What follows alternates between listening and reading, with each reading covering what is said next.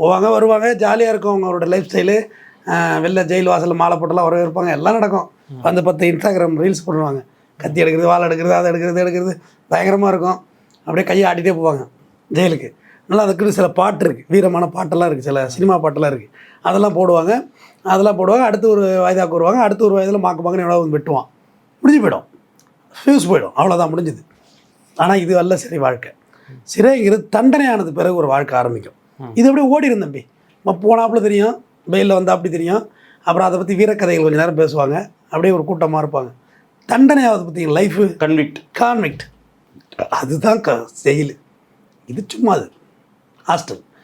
அதில் வந்து நீங்கள் ஆயிட்டீங்கன்னா தான் உங்கள் லைஃப் வந்து அப்படியே இருண்டு போகும். அந்த லைஃப் தான் இருண்டு போகும். அதோட ப்ரொசீஜர் தான் கஷ்டம். இது ஒன்றுமே இல்லை, இது நத்திங்.